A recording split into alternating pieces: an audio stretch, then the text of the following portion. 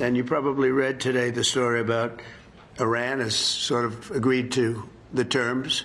They're not going to make, I call it in a friendly way, nuclear dust. We're not going to be making any nuclear dust in Iran. All right. Joining me now to talk about that and everything else, Chair of the House Foreign Affairs Committee, Mr. Brian Mast from the great state of Florida. Chairman Mast, thank you for this very much. Tell me, I don't know how to interpret exactly what President Trump was saying. He seems to be leaning positively to an Iranian deal. But, Brian, you know, I've been through this for a long time. You have too. Iran, you know, they lie at every turn. And how do you verify any kind of deal? Or how do you get them to give up all of their enrichment procedures, which is what I think Trump wants? You tell me, Brian. Yeah, I think it's a chicken or the egg question, and it probably starts with the president making sure that he's making a deal that he can verify, that he's making a deal that he knows he can't get backstabbed on, that part of the deal has these assurances. You know, if it's saying there's not going to be any nuclear weapons program, that he can assure there's no nuclear weapons program and be a part of that. If there's not going to be a nuclear energy program, he can assure that. Or if there is going to be nuclear energy, that he can assure there's not something nefarious going on because energy fuel rods are only provided by the United States of America or somewhere else. And the point, again, just that I'm making is he's not going to make a deal that he can't be assured he doesn't get backstabbed on. I mean, in an oil-rich country like Iran, why do they need nuclear energy, you know, civilian nuclear energy? I always thought that was a phony straw horse. Yeah, well, we know that they want nuclear energy as a part of a broader weaponization program for nuclear weapons to put on a ballistic missile program so that they can fight outside of their weight class. That's what they want to do, be able to fight outside of their weight class. Let's make an analogy on this, right? When Russia goes in to anybody across Europe or in the West and says, hey, if you do that, I consider that an act of war, and every country assumes that Putin means a nuclear act of war, that's the kind of power that Iran wants to yield, because everybody backs off when Putin says something because they fear that he means a nuclear, thermonuclear act of war. They want to fight outside their weight class. Yeah. Let's switch over to the Saudi Arabia part, Mr. Chairman. That went well by all accounts. Trump gave a good speech, raised a lot of money for investing here in the United States. Do you have any sense, and maybe you're in touch with the Saudis and so forth, that they will make peace with Israel, that they will come into the Abraham Accords? I know for a fact, I'm not going to name to you because of the trust in the relationships and the privacy that took place with these conversations, but directly countries that have come to me throughout the region and says, we're raising our hand. Please pass the word.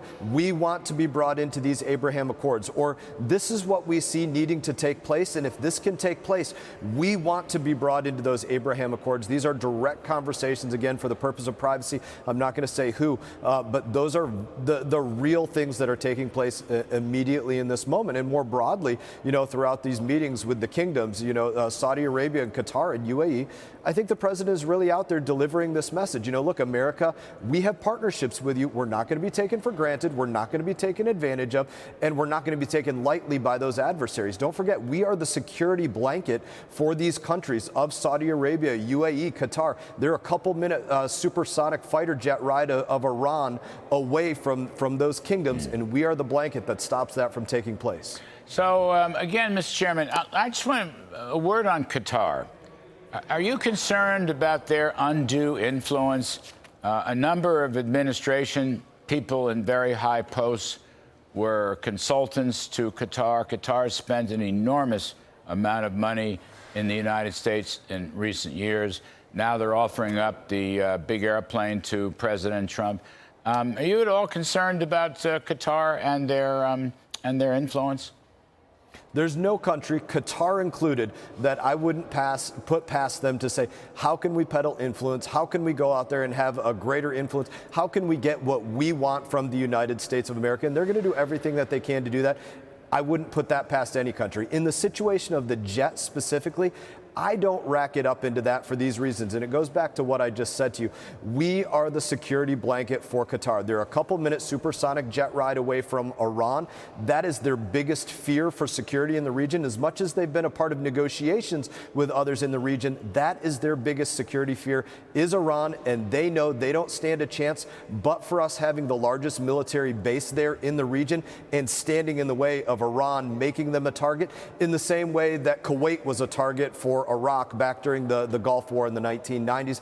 They don't want that to take place, and I think this is nothing more than them finally saying, okay, United States of America, we're not going to take you for granted because you are a security blanket. Same thing that President Trump is accomplishing these business deals with other kingdoms. Hey, we're not going to take the United States of America for granted, lightly, or in any other way. Why? Because you are our security guarantee.